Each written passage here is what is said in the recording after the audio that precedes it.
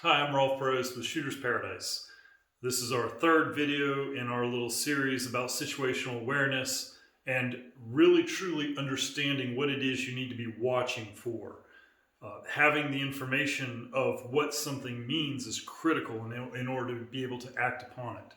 So in this video, we have a list of 10 items, and in this video, we're going to be looking at items number 2 and items number 3. Item number 2 is a change in status in the potential bad guy as I enter an environment or that person pretending to do something. And then item number 3 would be a change in the bad guy that creates a direct straight line approach toward me. So these are the two items that we're going to go over in this video. So a change in status as I enter an environment. I come around the corner in a business setting, and a person who is sitting down stands up. That's a change in status when I enter the environment. The key thing is here, the only thing that changed in that environment was my presence. If that's the case, then this is an indicator.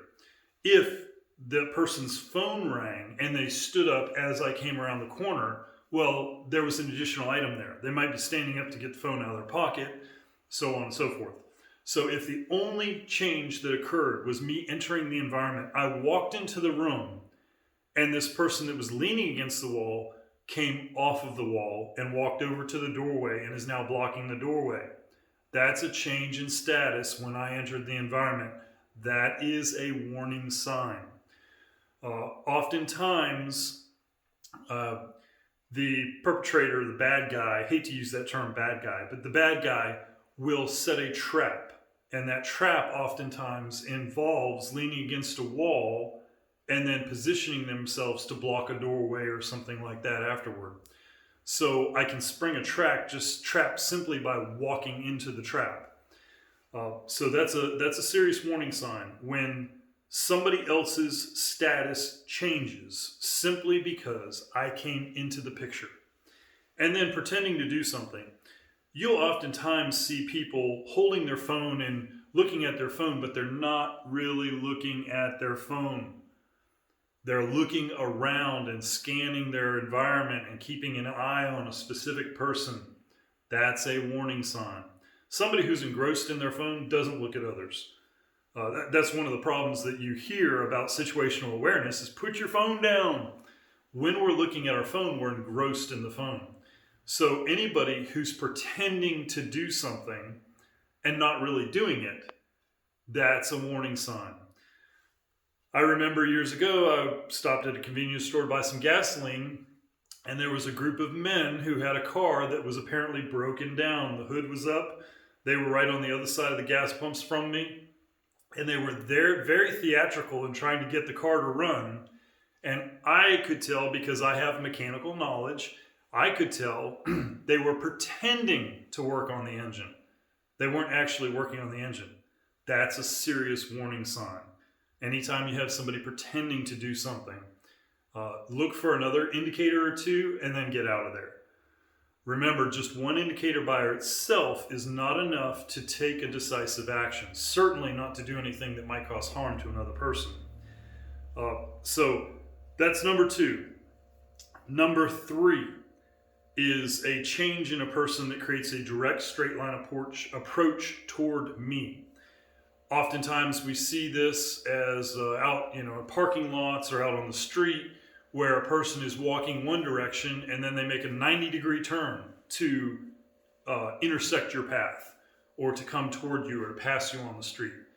Anytime somebody else's direction changes in such a way that it will bring them into contact with you, that is a warning sign.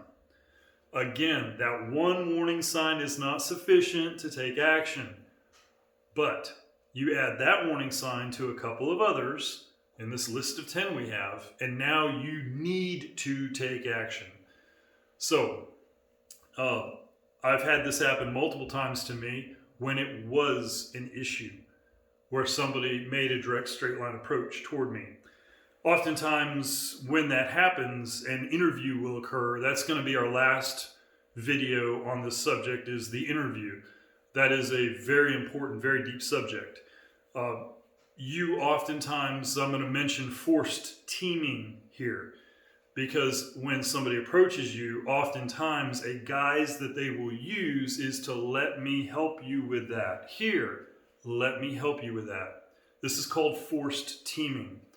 This is where a predator will manipulate you by offering you assistance in doing something that you're doing when you didn't ask for it. You don't want their help. It's very important in that situation to tell that individual, I don't want your help. Stop, don't help me, I'm fine, leave me alone. Any person who's good and has good intentions and is truly trying to help you, while they may be taken aback by that, they will stop. People don't force help on others who are truly trying to be helpful. That's not forced teaming. Forced teaming is, I don't need your help. No, ma'am, I'm going to help you with this. That's forced teaming. That is a very serious warning sign. And oftentimes that approach will include something like forced teaming. So keep your eyes open. Watch for somebody who makes a 90-degree turn to come directly to you. Not wavering to the right or to the left, but coming directly toward you. Again, that one thing by itself is not actionable. But you combine a change in direction that comes straight toward me with a couple of other things. Now we have great cause for concern, and we have something we can explain with our attorney sitting by our side to law enforcement as to why I used my pepper spray. Because this individual did this thing, they did that thing, and they changed and made a direct straight line approach toward me. And these items added together identified to me that this person had bad plans for me. And when I gave the command to leave me alone and to stay away from me, they did not obey that.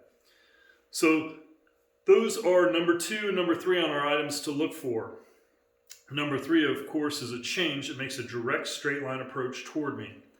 And then number 2 is a change in status when I entered the environment. The only change was I came into the environment and this person did something. And pretending to do something is also part of that. Pretending to be on the phone when he's actually not. So look for those 2 things, understand what they mean, and you don't have to spend great effort in memorizing these things. When you see this, you will know what it is. Now that I've told you this, when you see this out in public, you're going to know exactly what it is. And when you hit 3 things, you must act for your own personal safety. We'll do some more videos. I hope that you enjoyed this. I hope it's helpful. If you have questions, leave some comments. Be happy to talk to you about it. Have a great day.